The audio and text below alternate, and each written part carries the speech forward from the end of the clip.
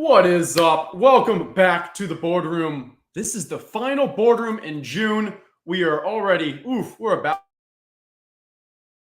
to hit Q. 2 more months of best ball drafting. And what better way than this morning, Underdog launching the weekly winners? How can we not talk about this? This show is going to be an absolute blast. But first off, really welcome back. You all know him. He's been on the stream before. He's dropping down from the copter. He is now with the Fantasy Life, absolutely rocking those memes and dropping some bombs of knowledge. Free Duke Johnson, Ian Hartitz. How are we doing? Great, David Gray. As always, man, appreciate being back in the boardroom. Love what you're doing over here. And yeah, man, got to draft a couple teams with you about a month ago over on the Fantasy Life podcast. So happy to return the favor, man. And as we were just talking about before the show started, yeah, got some weekly winner content to discuss. Shout out to Underdog for, always looking for something new, man. I'm sure it'd be pretty easy for them to stay put, keep rolling with what's working, but whole new format to talk through and work through. Yeah, so let's give the quick update on what this contest is. I think it was either yesterday or the day before. Hayden, Rudman, Underdog kind of leaked a little teaser that like, hey, this was coming around. Even Hayden was saying this is kind of his baby. He's been excited to launch this. No longer is it just week 17 that matters, but it is week 1, week 2, week 3. Every single week from 1 to 17 matters, and it is the same prize pool for each one. Think DFS combined with best ball, where you're drafting your teams before the season, but each week it's a new week. If you get a 0 in 1 week, legit a 0, it doesn't matter for your advance rate for anything else. You have just the same ability to win in those future weeks. From a overall money-wise, $15 entry, you can 150 max, 260K entrance, $3.5 million prize pool, and that breaks down to around $205,000 each week. This is one of the flattest tournaments I think I've ever seen in DFS, not counting like 50-50s and those style, but like for large GPPs where no one's really going to win in one entry more than like at most 50K. I mean, for you to win 50K, you'd have to get like multiple firsts, maybe a first and multiple second, like almost impossible. And then on the other hand, almost 50% of teams on average are expected to kind of min cash at least once, because you've got just around a 3% chance of getting a min cash, which is $10. So this is extremely flat. If you're looking as like a bankroll builder for future years, if you're looking at it from a purely ROI, I think this is great. I've talked a lot. Ian, what are your initial thoughts? Like you said, man, it is so flat. And the fact that you just really got to crack, the top about 7,300 1 week and you're getting 66% back of your, entry back. It's not bad, man. So it would be funny if we do see, just like the best lineup ever, like just take first like 10 times throughout the season. Very unlikely. I don't anticipate that happening. But again, it's another cool, just type of format out there. So if this, is more of your cup of tea, that's fantastic. It does, get an interesting part, though, because I see the allure of like, oh, great. Now we don't have to focus and put all of our eggs into the week 17 basket. But man, it's overwhelming to start thinking about, the schedules for all other, 16 weeks that are coming before that. So from that standpoint, certainly a lot of information. My initial thoughts, I think I actually saw you tweet about this, or maybe it was Hayden, but focusing on, the big time bye weeks, the 16 bye week, and just trying to focus in on the other 26 teams playing in that week. Guess it could make sense, and trying to get the most buys, in the same week and just forfeiting that one. I can see that as well. But yeah, man, whole lot of different strategies out here, which I think to Hayden's original point was the goal. So kudos for that. Yeah, I mean, this will be fun because without a doubt, this turns into more of a strategy than like strategery aspects than anything else. I mean, getting a bit crazy and figuring it out. It'll be very different from like the, I'd say, micro strategy takes from the more traditional Underdog. All those things around ADP and stacking, like they still apply.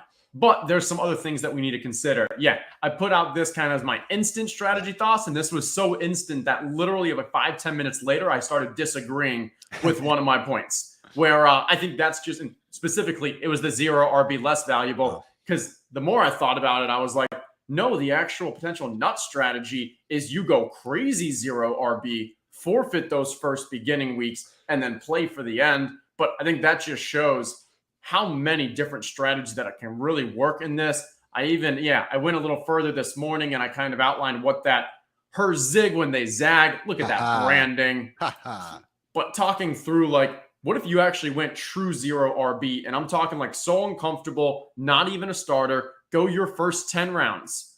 QB wide receiver, let's say in the first 2 out of 3. So you're getting Mahomes, Kelsey as the tight end, or Allen, Diggs, Brown, AJ Brown, Jalen Hurts, Lamar, Mark Andrews, and then all wide receivers, the rest. Or if you grabbed a wide receiver, 1 tight end, then your last 8, you could go running back. You could literally build a 1-8-8-1. It doesn't matter if you have bad weeks at QB or tight end that normally would hurt your advance rate, because whatever, you're not going to finish in the top 3% and that with bad weeks anyways. This becomes like a really interesting, viable strategy that I think you can create some monster teams. Jalen Warren, RB1, you're speaking my language, man. Let's get out there and try it. All right, and on that note, let's jump into a weekly winners. Chat, how's it going? Come jump in. We'd love to hear your all's thoughts on what this initial kind of your reaction to these. And we don't even have a ranking set yet because there's a little different format. So we're going to be drafting directly off of ADP. Do you see the ADP changing all that much relative to usual BBMs? Oh, really? I think so. So I think QBs and tight ends at the elite are going to move up the ranks, because I think more people are going to go with this idea of just, if I can grab one of those elites, 1 elite QB, 1 elite tight end, I don't need to draft another. Yep. So that's going to make us fight for those a little. I think on a player take, your rookies, your suspended players, your injured players, the ones that we're willing to draft them now because we're hoping for them to really boom in the playoffs, I think those start dropping down a bit too, because, let's see. We're losing valuable weeks. Week 1 is as important as week 17 now. So exactly. Yeah. So I think you'll see some micro aspects there. And I was putting together some notes and trying to think through like what are going to be the causes and effects here. And so let's think through this. But okay, so if QBs and tight ends move up the ranks and more teams only take 1 of each, that means the mid and the late ones at those positions will fall because fewer people are drafting them. Yeah. Also, early running backs, early wide receivers fall because the other ones just move up a little. And running backs fall even more severely because no one wants to ever draft them on this platform. That's always true. And then at the later end, late running backs and wide receivers, I think actually move up the boards because people will be taking more of them because more people are doing the 1 QB, 1 tight end strategy. So then we actually get to a spot where, maybe 3 mid-late tight ends or 3 mid-late QBs becomes viable because now you're getting even more discounts. You can go heavily stacked. And does that mean we should actually maybe consider building some elite running back builds with heavily stacked 3 QB teams? And I don't know how we just went full circle because I thought 0 RB was the strategy. That's how this stuff gets crazy. We either go complete 0 RB or complete bully elite RB, man. Nowhere in between. I think extreme is probably the right word for when you're considering the strategies here. You should consider, how do we get a bit extreme with our strategy? And Kelsey 103, that could become the norm. Yeah, I think that makes sense. Honestly, I wouldn't be shocked if he even moves above Jamar Chase. Just from the idea of Donkey from Shrek. I've got my tight end. There's no reason for me to draft another tight end. I think we maybe go with a hero running back version here with some CMC. Otherwise, what do you think? I'm cool with CMC or Tyreek, but I understand with the current stuff going on with Tyreek that there'll be more chances. So, yeah, we'll go CMC.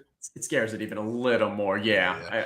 I'm taking Kelsey and Kupp there every time if they are there, and they are there pretty often. But we'll go CMC this one. I haven't gotten a bunch of CMC. It was nice being able to get Eckler at the turn for so long. I know he's starting to go a little bit earlier these days, but no, man, it's okay. The thing with CMC, we can talk about the Elijah Mitchell splits all we want, but we know, at the end of the day, if there is going to be a running back to break fantasy football, it's most likely CMC because, at the end of the day, he is the all-time leader in fantasy points per game at the position. Yeah, without a doubt. I think his projected, his average, that median is lower than it's been the past couple of years because of just the Elijah Mitchell angle and what we've seen, his usage is a little bit less when they either get out substantially ahead or, they have Elijah. Yeah. But it's still head and shoulders above anyone else. And his upside, if they decided, oh no, we actually need him to be more competitive, we're willing to give him more catches. Brock Purdy is not Trey Lance. He might actually be able to get the ball to Christian McCaffrey and in the end zone. So I do see he still has, in my mind, substantial upside in that 1.01 spot. And that's kind of the case for all these 49ers receivers. I mean, I've seen the on-off splits for pretty much everyone when everyone's healthy, and you'd almost think like this isn't one of the best offenses in the league. I just putting points up on the board. So I get it. If everyone stays healthy, like we're not going to be getting consistent high-end volume for everyone involved. But it's not like that, Debo and Ayuk and Kittle and CMC aren't going to have their own boom weeks regardless of that. And God forbid one or two of them do go down. Now you could be looking at the guys that, again, will be going so much higher because we know what Shanny and this offense can do.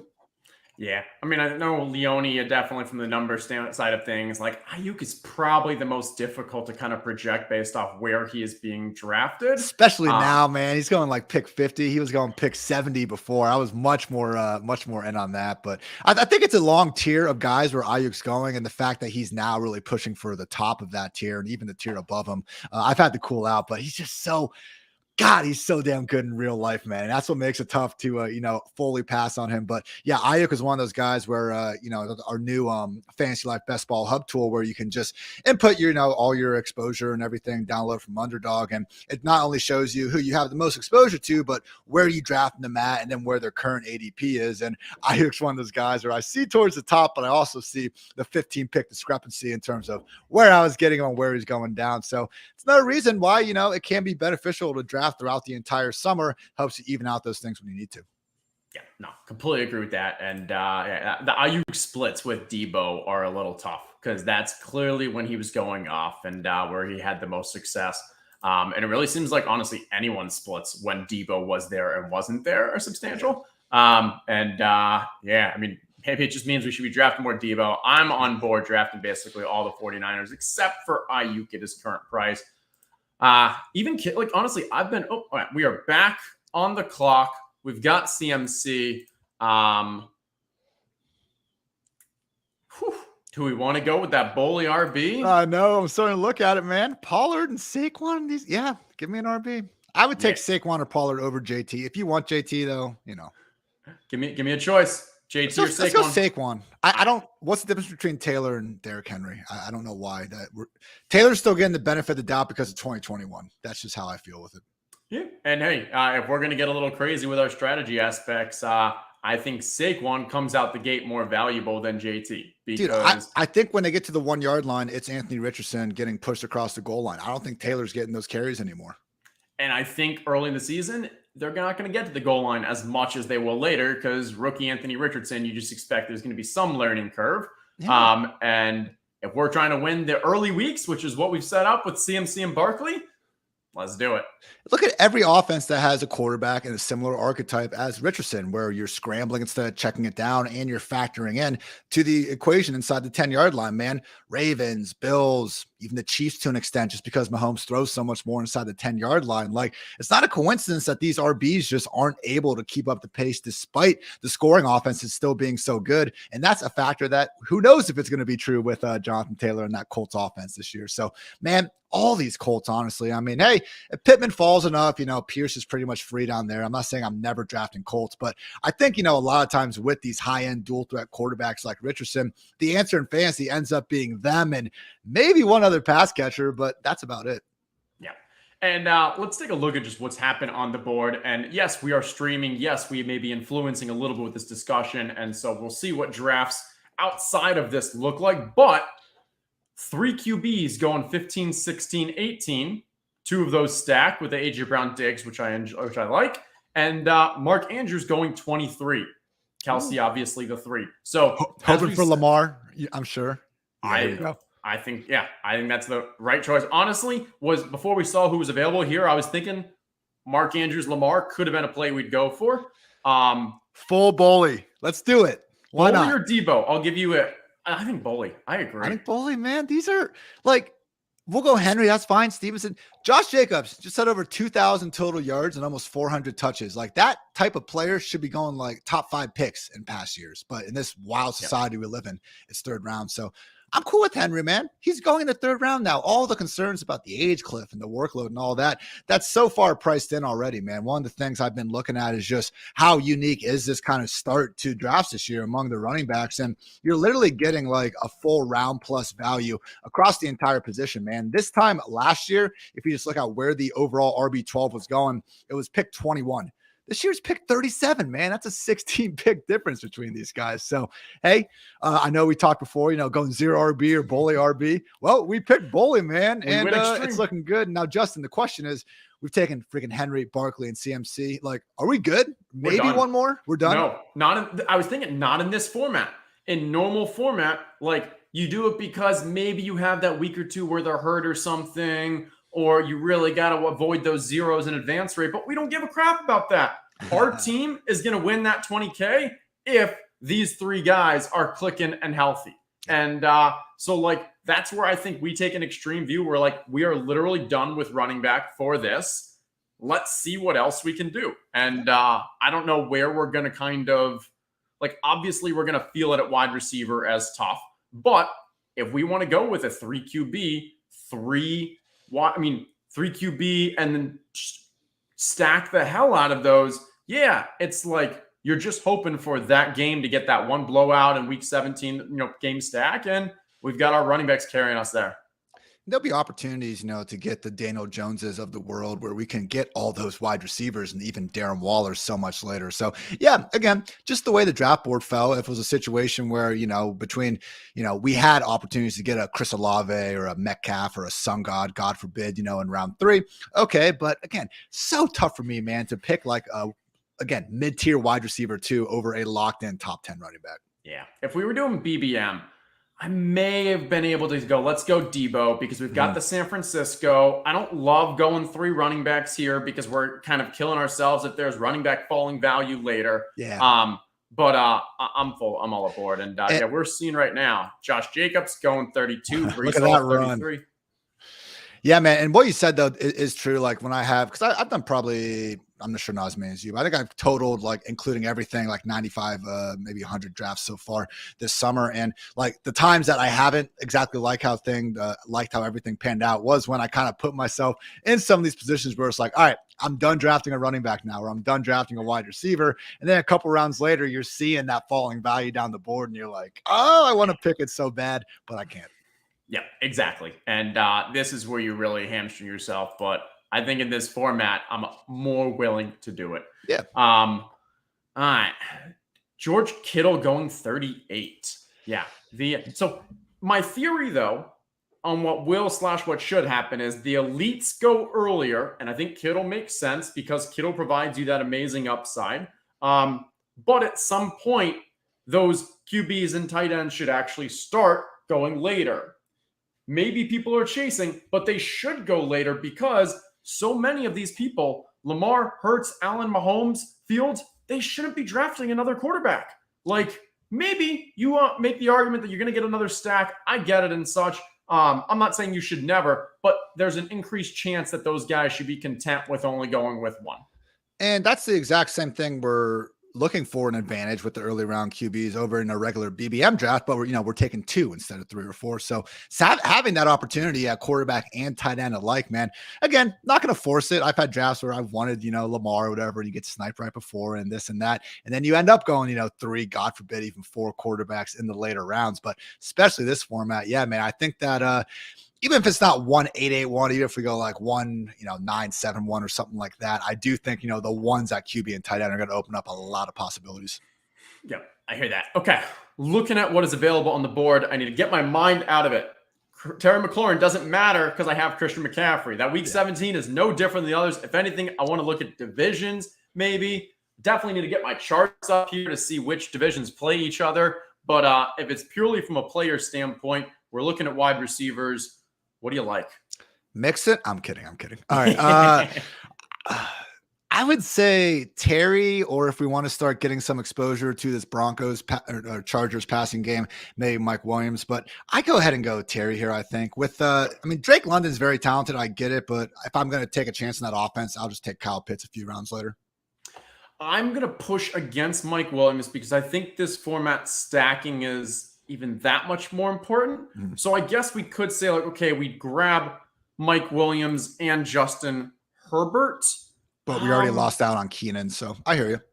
You got Quentin Johnson there, though, too. There's, Chargers offense, man, has been a good one to invest in. So round 4, like out of all the Chargers out there, I do think Mike Williams is the one I have the hardest time, getting at this exact valuation. So I think it's a tier. I have Terry ahead of Mike Williams, so happy to do that.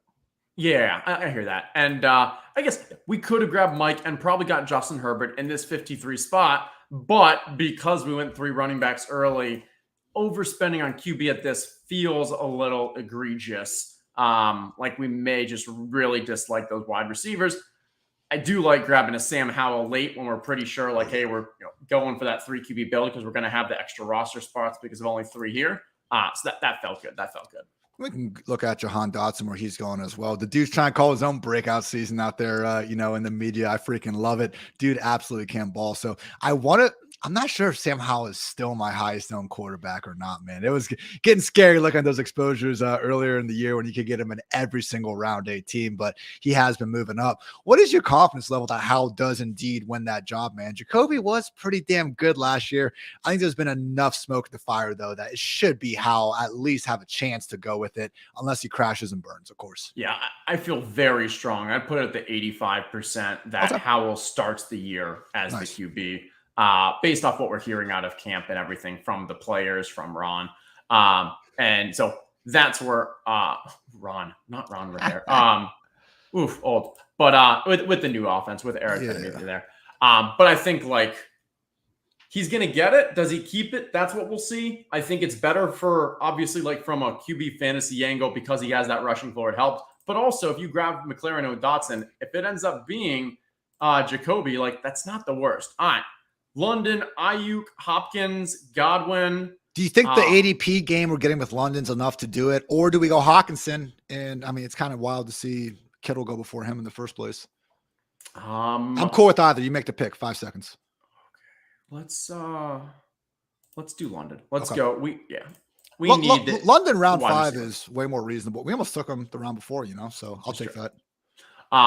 We got some ADP there. It's a position of need. He's also a player that, so thinking through this, like, there will be games that Atlanta has to pass because they're playing against like a high-powered team. They get behind, even though they don't want to, like they need to. And so maybe in this format, we're like, okay, we know London has that spike week potential, even though there's a lot of games that he's just going to have like 4 for 30, or maybe more like 3 for 40, just because of the low volume. But those don't hurt us as much. I don't know. Maybe I'm just talking myself into it, but I kind of get that. Nah, he did. Now, he was flashing at the end of the year without Kyle Pitts in there. There are going to be some problems with the volume, but look who he's going next to now. Like, getting him next to Ayuk, who we have the very same questions about. Getting him next to Marquise Brown, who, God knows what that offense is going to look like as long as Kyler Murray's on the shelf. It's, not – again, I'm probably not going to want to stack him and Kyle Pitts, but who knows? Never say never. We'll see where the ADP winds up. A good thing is it's another opportunity to stack because of how late Desmond Ridder is gone. So the one interesting thing with Ridder, man, like last year was bad. And I know it was a small sample size, but like all the inaccuracy numbers that you want to bring up of Marcus Mariota, like Ridder was as bad, if not worse than him in those exact same metrics. Small sample size, I get it. The one thing I would just be, again, a little bit happy about, and we saw this last year sometimes with Jared Goff and Geno Smith. I do think when you get to rounds, 16 through 18, you're just throwing darts at these wide receivers and running backs who honestly, in some cases, like either might not start or might not even make the freaking roster. If you can get a quarterback like Desmond Ridder or a Sam Howell and just end up getting that full-time starter at QB, I do think there's a lot to be said about that value at the very end. And at least in Ridder's case, man, kind of has that Mariota in him where he ran a 4.52. He averaged, I think, like 43.5 rushing yards per game in Cincinnati. Didn't exactly see that at the end of his rookie year, but end of a lost season, more or less. Maybe next year we actually see him be a bit more fantasy friendly quarterback. I don't think he's going to be knocking on the position's top 5 anytime soon, but if Desmond Ridder winds up giving us, a good Geno Smith, where Geno Smith's being priced right now impression, not the craziest thing ever. Yeah. And hey, if we're talking about from like those weekly bias, NFC South, those are defenses I want to be going against. And Atlanta, they're going to be getting 6 games against the Saints, Panthers, and Bucks. So may not be shootouts, but those are at least friendly defenses, friendly game environments. Also, from a weather perspective, we like Atlanta and getting more games in a little warmer weather. Man, we're going to be drafting I guess we'll probably have to go fill out some quarterbacks and tight ends. We're definitely not getting the 1-8-8-1 here. It's going to be 3-3, a lot, and then a couple more. Yeah, I mean, if we did 3, it'd be 3-3-9-3 would be the crazy. I don't hate it. We'll see what these wide receivers end up. I'm not expecting to go more than 3 at either of the other 2. So 3-3-9-3 sounds good. Some of the I saw someone do the 5-5-5-5 with a super flex. We can get some wonky roster constructions going on here, depending on the format, which makes it fun, man. I've never done the 5-5-5-5. I've done the 6-5-5-4.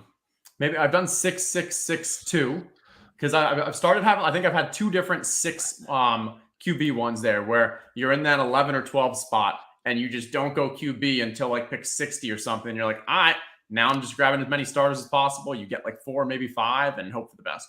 It's ugly when you're drafting those super flex at the back turn. I don't have a good reason for not loving super flex. It's kind of like watching basketball to me. Like, I understand a lot of people like it. I'm in the minority. It is what it is. Ooh, we're doing it. I mean, I'm trying to think through like what the idea would be that there's some big Atlanta games where they have to throw. And both London and Pitts go off. Do we think Waller is straight up better than Pitts? And then we already have Saquon as well. Okay. So go with Waller or go with Pittman? Let's go Pittman. And I think we can still get one of these tight ends in the next go around. Okay. I don't mind that. And then we also open up ourselves to potentially getting Anthony Richardson, who we were talking about just a little bit earlier. So I'm cool with that. And Michael Pittman, I do like to, as much as Justin, I put the work in myself and I do trust my own instincts on this. I do like seeing, what some of the other just people in the industry are going with, and seeing someone like Matt Harmon actually today, I think, point out that Michael Pittman, if you can really go through and watch every route like Matt does, you can see that he still is a very good receiver with a promising future. If he can just, not have a completely washed Matt Ryan or Sam Ellinger or whoever the hell else they had under center throwing him the football. So Michael Pittman, man, one of these guys that, again, if we just look up and we're like, oh shit, Richardson can actually throw the ball. I mean, I'm pretty sure that was the concern with Steve Smith during Cam Newton's rookie year. So not saying Pittman's going to be quite as good as future Hall of Famer Steve Smith or anything, but hey, again, potential wide receiver 1, upside wide receiver 2 type in round 6. I'll take it. And I think what's interesting with our format, what we're going towards, is kind of 2 highlights with our wide receivers. One is it's all QBs that are drafted later. And if you're doing a 3 QB build, the Howell, Desmond Ridder, Anthony Richardson are all guys you could be targeting for that structure. And 2, especially with Atlanta and Indy, you've got like the alpha guy there on an offense that we're not expecting to pass that much. So across the season, there's a decent amount of game by game risk. But you go with this aspect of like, all right, we have a chance to, there's going to be some blowout games. There's some games where they're behind. There's some games where they have to be throwing. There's some games where Anthony Richardson or Sam Ridder throws 2 pick sixes and they have to throw. Like, that's where I think like these London, the Pittman have the ability to give us those weekly spike weeks. And we're okay with those weeks where they just don't show up much. All right. As long as Donkey and this dude don't double draft tight ends, which makes no sense, we can get our dude Darren Waller even past ADP a little bit. Yeah, that is a fun one. All right, perfect. Love that. Let's go. And I sincerely think that Darren Waller is going to be a second highest scoring tight end this year behind only Kelsey. I'm not drafting him that way because we can get him at pick 7 instead, but love being able to get that. Again, under the just context too, where we already have London. And if there's one passing offense in the league, I'm not trying to get the entire piece up, Justin. It's definitely that Falcons one. Yeah, for sure. All right, how's it going, chat? Yes, this is the weekly winners, chat. We are mixing it up. Yeah, I know the title. Sometimes, you know what? you have an agenda for your boardroom and higher priorities come in, you get knocked.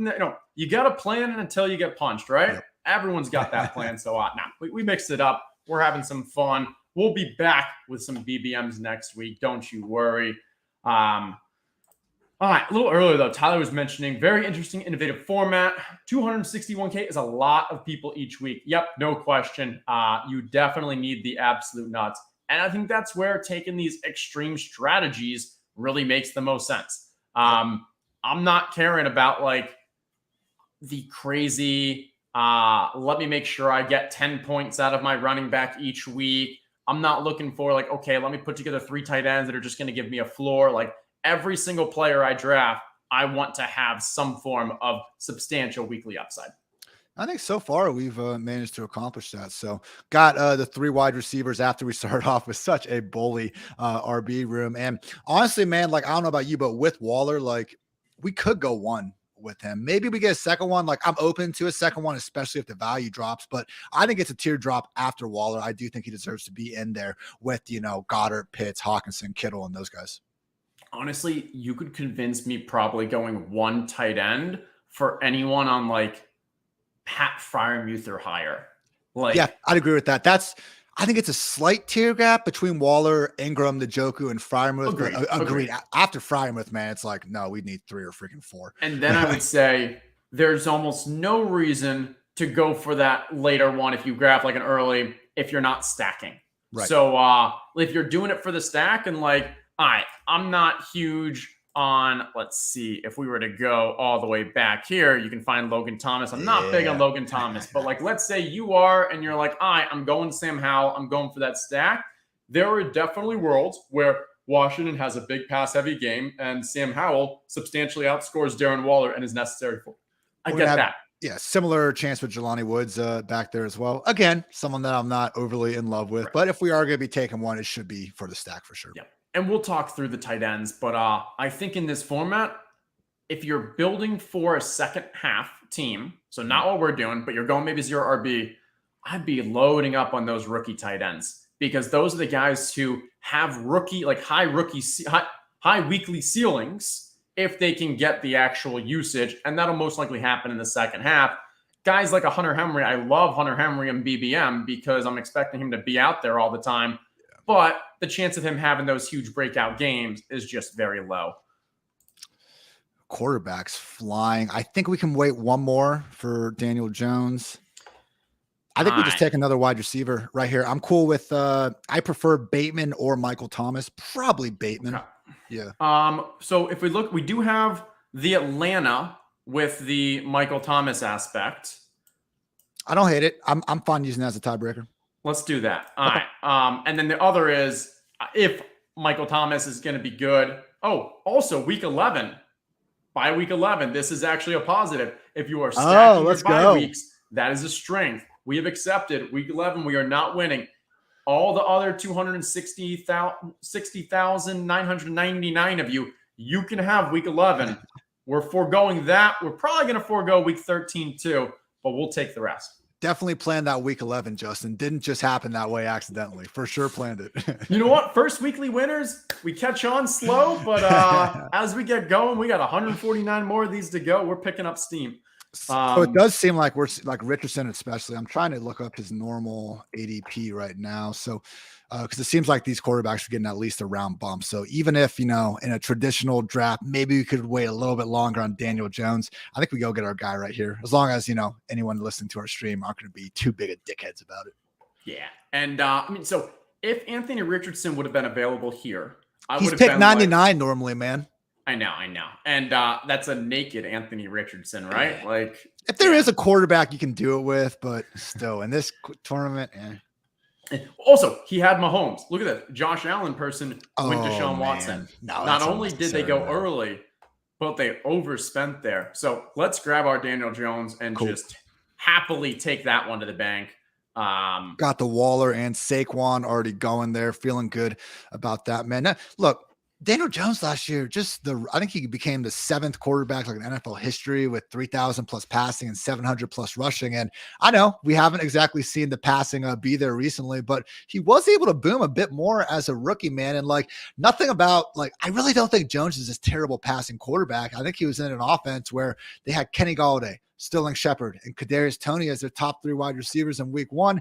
And yeah, when all those guys had to exit the picture for various reasons, or in Galladay's case, just, turning into a mannequin, we weren't able to actually see him get any sort of groove in an offense with already a bottom 5 wide receiver room that then had to resort to the backup. So, man, and we're still going to have chances on, Paris Campbell, Isaiah Hodgins. I know we already got 2. And I believe when you came on the Fantasy Life podcast, Justin, I remember asking you, like, how much can we stack with a certain individual quarterback? And I believe your limit was 3 of his teammates, correct? It depends on the draft capital. Guys like the Giants, I'm more willing to do more because 2 guys in the 17th and 18th is not the same as T. Higgins and Jamar Chase in the first second. So like if we wanted to grab 2 Giants at the very end, it'd be okay. But let's twist that a little. I'm trying to think through across the season. I'm okay with drafting more of the stacks because we're thinking across the season, Daniel Jones elevates everyone. And I want more pieces because they can ping pong. In this structure, I see both arguments. You could say, okay, if you have more, it's okay because you don't need to play them all. And maybe now you get an extra bite at the apple for who hits. I could also see that you really need to get the nuts. Like you don't want to waste spots. I think late, it's still fine. Yeah. I wouldn't want to do it too early where we're really getting like costing ourselves some substantially solid other players.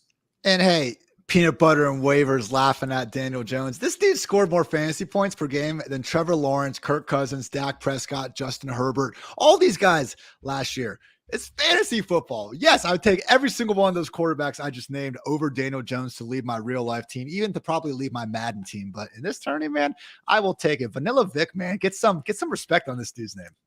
I am looking for the chart, but if you look to see how many rushing yards QB's got as well, you basically have there's such a huge drop off like after Daniel Jones. He was right up there in that top tier or tier 2, and that's where so much of the value came. Now this year he actually has legitimate wide receivers, or at least better than last year. Major opportunity to jump up. Pure, like only rushing production, most fantasy points per game last year. It was Hurts, Allen, Lamar, and Fields, only guys with more than Daniel Jones. I know, it's one of those things like we just make fun of him for like falling in the middle of that, like should have been 80-yard touchdown in that Thursday night game a couple years ago. Like how many quarterbacks are getting 70 yards down the field before they fall in the first place? So, okay. All right, we are back here. I think we need some wide receivers. We got Juju, Lazard, Odell, Jacoby, Zay. Don't love anything there. No. Don't love that. I'd say swallow our pride and take either Jacoby or Zay. Okay. Jacoby might, if this Renfro stuff comes to fruition, man, it is what it is. Yeah, I'm last minute trying to think through like schedulings and stuff. None of them were, okay, we went with I was going to say, there were no week 11, but I kind of just didn't count Juju. Oh. Week 13 is our other one that we've already foregone. So, like, tiebreaker right there on the Jacoby. Ugly wide receivers on. We can always get Jimmy for absolutely free at the end of the draft if we want to. Similar sentiment with Mac Jones. I'm just confused with this Patriots offense. Who's even going to be out there, man? Because you just paid Parker, you paid Juju. Hunter Henry has the 8th largest, average just money per year at tight end. You brought in Gesicki, like DeAndre Hopkins. Apparently, they're not done with that situation. Tyquan Thornton's supposed to be, Bill O'Brien's new Will Fuller. Like a lot of bodies out there, man. I think we're going to see someone. Sadly, I think Mike Gesicki and Tyquan Thornton probably be the odd men out. What's your thoughts on this Devontae Parker contract situation? Expecting more information to come out, and this was just a kind of a cat move situation. Like, you can't imagine they literally said, that's the guy we want into his age 33 season. Oh, dude, I don't know. But I do think you're right where it's going to be one of these NFL contracts where, like, once we get the actual information, it's going to be a freaking fraction of what it actually was. So sucks that, NFL players got to be in the most physical sport and they're the only ones not getting the full guaranteed money out there. So sucks, but hey, credit to Parker for getting paid, man. Like, I don't know. The money is egregious, but he's not a terrible wide receiver. Like I've seen some people really trying to slander him. So definitely, I think the bigger problem is this is just like another move by the Patriots that's pretty puzzling, man. We're starting to have to go back further and further to find the last time they were actually making some sharp moves in free agency on offense. I mean, that summer of, 2021, where they spent like $120 million in the first 30 minutes is like, after that, it's been hard for me to give them the benefit of the doubt. Especially a wide receiver. That's a position that they have just been horrible at drafting. I mean, it's been a long time since they had a free agent signing where they brought in like a legitimate or drafted a solid wide receiver. Don't give me that Tyquan Thornton. He wasn't actually good last year. No. I think Zay. Yeah, I think so too. I think Zay Jones, especially, like, hey, one injury to either Ridley or Christian Kirk, and he could have very similar games to what he did last year. If we're looking at QB or tight end, there's a major drop off at tight end. I don't think we need to do anything there. I've got my eye on maybe like if we went with Jimmy G and Michael Mayer at the end, because that's that kind of like rookie tight end that might be able to show us some strength. We are a front-loaded team. We could look for Carr and Shaheed as well with Michael Thomas, even Jawan Johnson. We can build that Saints stack up nicely. Okay, I don't mind that at all. And we know we have the Giants. Giants do play Washington, obviously, twice. We've got them, Terry McLaurin. We've got our eye on Sam Howell as a possibility, too. Maybe like a Curtis Samuel as a late one. Also, knocking on wood, but so far we've made, 8 picks since those running backs. I don't think there's been one situation where, like, even if we did still want running backs, I would have preferred the guy on the board. Maybe that Jacoby pick. Yeah, that'd be the one. Dillon. That'd be the one where we wouldn't have done it. But otherwise, I think it fell. I think it actually fell pretty nicely.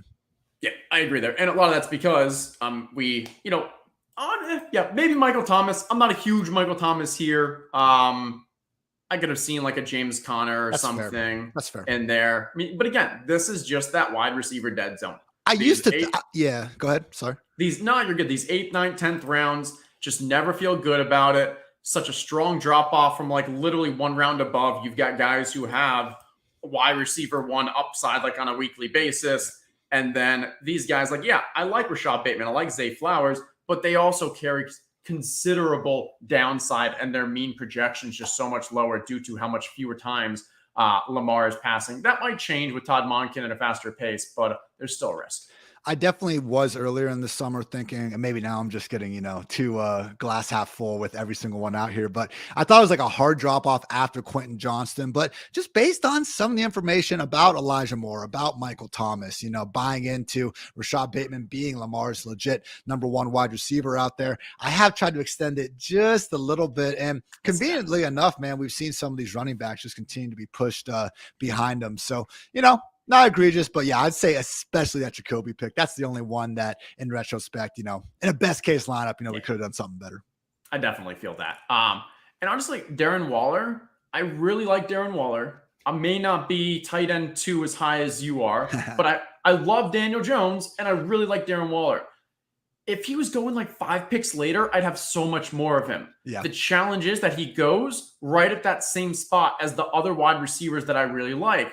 And we know how big of drop it is. Jahan Dotson, Brandon Cooks after that, that so many times I convinced myself, I was like, I got to grab the last wide receiver. But really, I should just be going a little more wide receivers early and allowed me to afford the comfort to grab Darren Waller to go with Daniel Jones, which worked out so well here with that Saquon pick early. Yeah. We are back. The Alec Pierce, but we don't have Anthony Richardson. No. Carr. Okay. Yeah.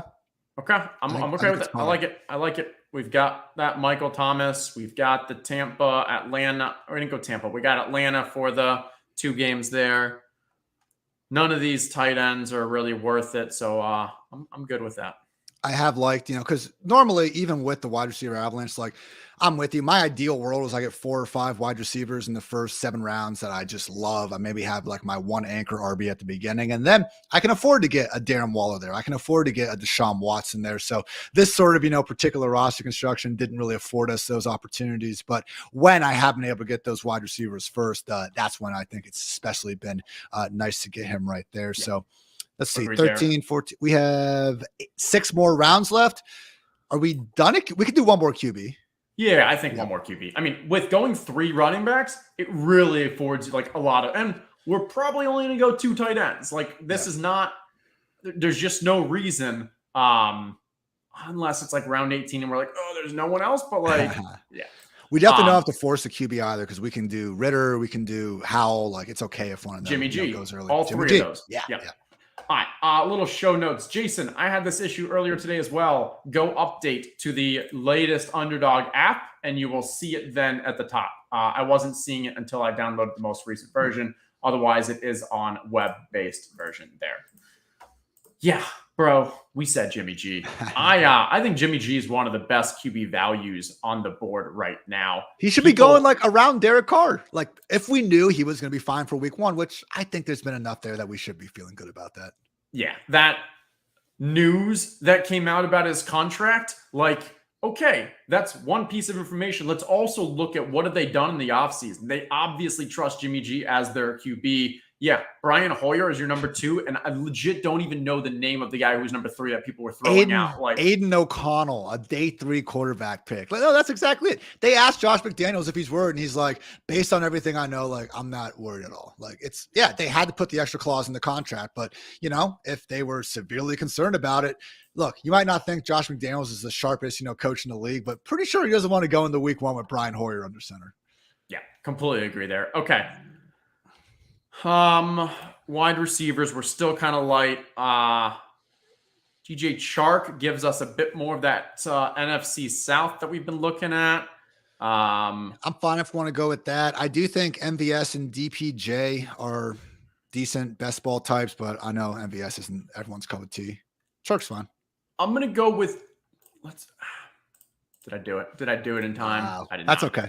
That's fine. It's dude, they're all in the same kind of tier. Thought process there was 2 things. 1, Alec Pierce by week 11. We've already talked about. 2, if Michael Pittman has a good year, that means they're actually probably throwing well. And maybe that means that's good for Alec Pierce too. In this format, I'm probably going to stay away from the MVS and like these peripheral wide receivers that attach to elite quarterback, because when MVS has a big game, it's probably one of those games that Patrick Mahomes also has thrown for 4 or 5 touchdowns. And we're not winning that week anyways. So we're going to do better in those weeks that these elite passing teams, Kansas City, maybe even Cleveland. Because like if you're drafting Cleveland, you're hoping. We're hoping for weeks that they don't do well. So let's fade those completely. Those one-off kind of decent middle of the helping advanced weeks just don't matter to us. Shaheed and Hodgins would be our dream next 2 picks. Whether we get both those guys, we shall see. But why Hodgins? Talk to me about Hodgins. I guess doesn't have to be Hodgins. I just feel like all these Giants wide receivers, man, like even if Hodgins isn't the clear-cut number 1 guy, I don't know that he'd be falling like that much more. If we knew like the no doubt about it, like Giants pecking order, similar thing with the Panthers. Like, and that's why I wasn't too worried about the DJ Chark pick, even if we wanted Pierce there. Like, we're already talking about guys going outside the top 60, man. Like, they're not going to be falling that much far past that in terms of the weekly ranks. Whereas if Chark does emerge, as Bryce Young's number 1 by week 3, or if Hodgins stays hot, just like he was in the playoffs, just like he was at the end of last season. I mean, my God, the touchdowns he was scoring down the stretch were crazy. Like, now we could be looking at guys sliding into the top 36. So these uncertain situations, like I know they're scary, but the reason why they're all so cheap is because of that uncertainty. And I just think it's great opportunities to buy far closer to that floor than ceiling. Yeah. And DJ Chark gives us that Bryce Young possibility here as well, which now we have Bryce Young, Sam Howell, Desmond Ritter, a lot of chances, and Jimmy G, that we don't need to reach for any of them. We're going to comfortably get one. Yeah, I feel good about what we're looking at. Yeah, with the Bryce Young thing too, man, maybe we're not just giving enough credit to like, hey, he was the number 1 overall pick. Some people that are pretty freaking smart football analysts are lauding him. Maybe not quite as the same Trevor Lawrence, I hate it, but generational label. But man, like it still wouldn't, if Bryce Young is just really freaking good, it's like, okay, wouldn't be the most shocking thing in the world to happen. So the fact you can get all of them so late down here, man, I do think it makes sense. So I get why Mingo has kind of risen up to the top, but it's just been nice, man, especially drafts where, similar to ours, if we weren't able to build the high-powered stacks early on, you can do a lot of stuff with the Carolina Panthers in the later rounds. Yeah. Let's talk Kyler Murray. Specifically for this structure, is Kyler more or less valuable? It's got to be less, man. Because again, if we're I think so. I agree. with Javonte as well, Alvin Kamara, like the whole thesis is that you getting guys that are hopefully going to round into full form by the playoffs, which is what matters more than anything. And now it doesn't matter more than anything. Week 1 matters just as much as week 15, as much as week 2, week 4, whatever it's going to be. So I'd be far more concerned about all those guys. Yeah, I think that makes complete sense. I'm on board there. Because even if Kyler comes back in week 6, like, yeah, you still missed a ton of that season. Maybe if he starts falling and like you eventually get a value and now you're just building for some like cheap Arizona stacks, I get that. But again, you can also be doing that. Yeah, he does fall, man. I saw him go, I think round 18 the other day. Like you get in certain draft rooms, they just won't touch him. So, hey, from that standpoint, maybe. I mean, he should definitely be going ahead of the Howells and the Ritters of the world. But hey, we'll see. I might have messed up by putting this in the queue, but Taysom Hill could have been very fun there with the Derek Carr and the spike. But we got Shaheed here. That makes that. And talk about spike weeks and the type of player that he is, the efficiency, the speed. So love grabbing this.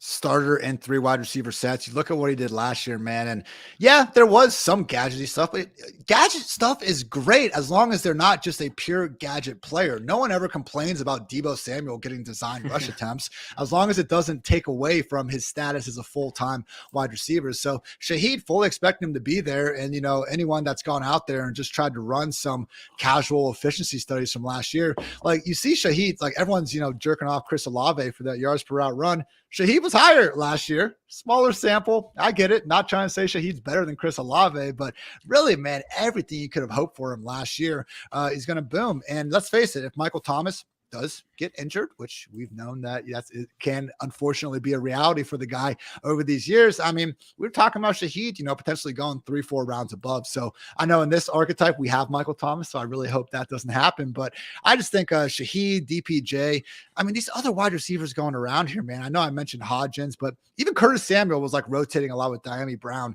down the stretch last year. I'm very confident Shaheed is going to be full on, in those 3 wide receiver sets from start to finish. Yeah, I like that. And you mentioned the Michael Thomas, but also Chris Olave. If he gets injured, what does that mean? That turns Michael Thomas into number 1 target slant boy. Huge value at 92. Rashid Shaheed maybe then plays in 2 wide sets. Huge value at 164. Their contingency upside when one player goes down, Chris Olave, who we didn't draft, makes it that gives us those kind of spike week potential. We are at 8 wide receivers. We still want to keep an eye on the QBs. There is Brock Purdy dropping. There's so many QBs that we're talking about. Do we want to just grab Curtis Samuel and leave us that Sam Howell? Isaiah Hodgins is here. We already know we have the Giants. I think we can go with Curtis. Okay. We already have 2 Giants, and, we could still get a Wan'Dale Paris, a Sterling Shepard even. Like, he's apparently healthier than he has been. My God, if he could just stay healthy 1 year. I'm cool with Curtis. Yeah, and I do think Curtis Samuel could play a bit more of a larger role in this new offense. They use him at running back too when people get hurt, man. So like they'll find a spot for him. He's one of those guys where, I'm not a slave to kind of the contract amounts, maybe as much as some people, but you start, going down that list of highest paid wide receivers, and Curtis fetches a pretty penny out there. When he was the guy to have last year in that first 6 weeks or so when Wentz was under center. So Curtis Samuel is good at football, man. I'm not going to let Kyle Allen and everything he did to those Panthers offenses back in the day erase that. Yeah.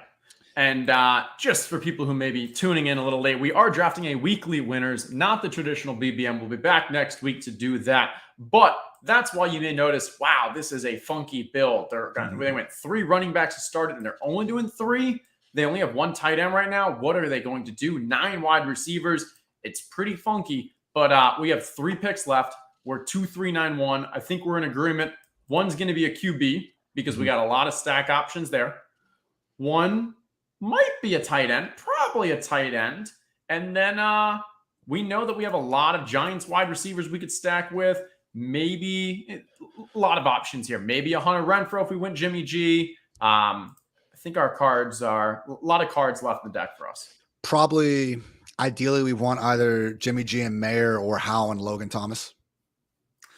Oh, Logan Thomas is so ugly. I know it's not great, but dude, like in 2021, before that injury, I know he's old, so it's not a given he's going to be back to that. But like, that's what's made the Antonio Gibson thing so frustrating about him never getting a featured role. Because like Washington, whether it was Logan Thomas, like John Bates, Cole Turner, some of these random guys, they literally wouldn't ask them to leave the field. Like down the stretch in 2021, like Logan's snap rates either started with a 9 or a freaking 100. So that's the allure there. I think the only reason he's this cheap is because he was a rumored, post June 1st cut.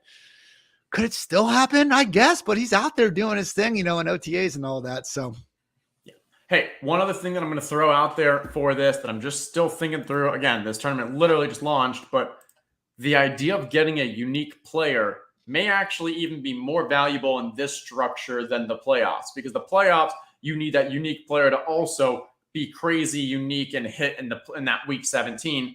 Here, if you draft that player no one else is drafting, especially at like the tight end position, where it could be a down week for tight ends across the board, but you get the guy who goes off for 2 touchdowns, that's really valuable. And not Curtis Samuel, I just read the name. Logan Thomas is not going to be drafted that often. So maybe that's a tip in his cap. I appreciate the chat's contribution. Kate Otten, we got some NFC South stuff going on there.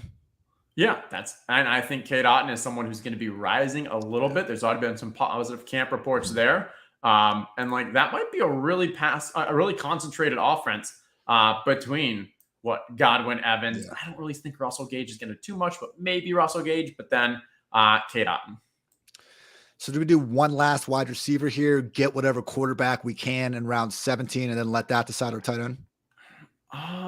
Or do you want to?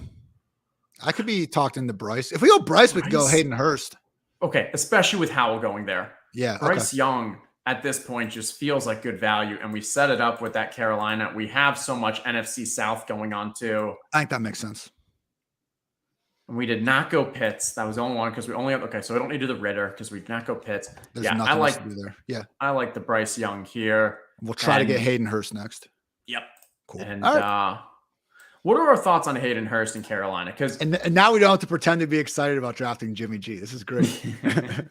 We were not pretending. We were not. It was real. Bro did not. Yes, we were. Okay. All right. Carolina, Hayden Hurst. We expect him to be like the primary tight end there. But then if you look at Carolina's usage of tight ends the past few years, they don't use them as pass catchers. We haven't really seen that since the days of Greg Olsen, really. And I mean, so many times, like, I'm blanking on the name, but what's the very athletic tight end who's Trumbull? No. Righteous, Mo Cox, Jelani Woods. No, Carolina Panthers. We were not Ian Thomas. There you go. Ian Thomas. There were so many years that we were drafting Ian Thomas that was like athletic, but then he only was used as a blocking tight end. And that was kind of his downfall from a fantasy perspective. Are we concerned that Hayden Hurst is just not going to be on the field because he's not going to be blocking? Or I don't know. I think it's still such a value, but it's reasonable. And especially with like even the coaching changes, like the front office kind of has persisted, and it's the same front office that extended Ian Thomas, that drafted Tommy Tremble. So I could see it. Ian Thomas is pretty athletic underlying. You would never know it based on the usage of him. Exactly. But yeah, and then even looking back at Frank Reich and an Indy, man, like they were always catching touchdowns and stuff, but like Jack Doyle, Mo Alley Cox, all these guys. So, hey, at this point with Carolina, I think it's in play. If you'd rather take a wide receiver here and, try to get an Otten or something at the end, that's fine. But I think Hurst is fine here. Okay. If we did go wide receiver. Oh, Terrace Marshall. I like that better already. You want to go Terrace? I think Terrace could be, if it's Chark and Marshall, I mean, I think it's possible. Okay. Your pick. I'm cool okay with it. No, I'm okay with it because we're getting a stack and we're giving up a maybe stack. But I think there's just so many tight ends that I like in this area that I'm okay with it. Like, yeah. I actually don't hate this team. I don't hate it, Justin. It's fun. I do want to give a quick shout out. BFFL here, going with the, where is it?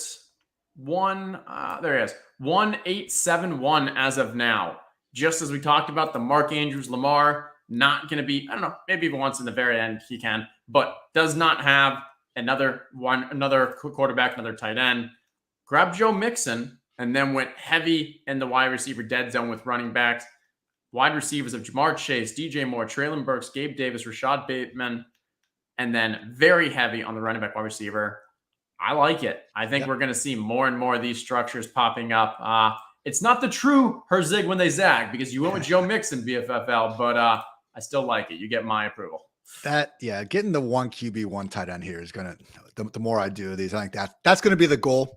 Here we had the value come to us as it came to us. So not completely living with regret, but when you can get that to work out the way he did, man, I think that's great stuff. I agree because, hey, we at least got Daniel Jones. Like if I'm going to grab 3 QBs, I want to have a Daniel Jones and Anthony Richardson, Deshaun Watson, one of these guys who has that clear path to spike week. Mm-hmm. If I don't get those guys, I want to make sure that the Derek Carr, the Bryce Young, I'm heavily stacking because the way that Derek Carr becomes QB1 and gets us a top 20 finish out of whatever it was, how many did we say it was? Let's scroll up. 261,000. Multiple of his guys are going off. He's not getting there on the ground. Exactly. So if you're drafting these late QBs, heavily stack them. And yeah, if you grab 4 pass catchers for him, no, 4 pass catchers aren't going to go off on the same game. 3, maybe not. But then if 2 of them did, good chance you've got them both. All right. We're going to have probably a tight end. Again, we don't have to, but I don't really see anyone other positions that's I think it makes sense to go tight end at this late spot. Oh, I was really hoping Isaiah Likely was going to fall to us. I've been loving him too, man. Especially for this format. He seems like the perfect where all you need is Mark Andrews to miss a couple games, and now you're getting spike weeks from your week 18. But again, lots of guys here. We'll put Hayden Hurst in the queue just for the stack option. But then we've got these, Luke Musgrave, Michael Mayer. We talked Hunter about Henry, man. Shit. Hunter Henry's week 11 bye too. Oh, we love that week 11 bye. We love the week 13. There's even that Logan Thomas that we've talked about, even though we didn't have Sam Howell. So many options for us here.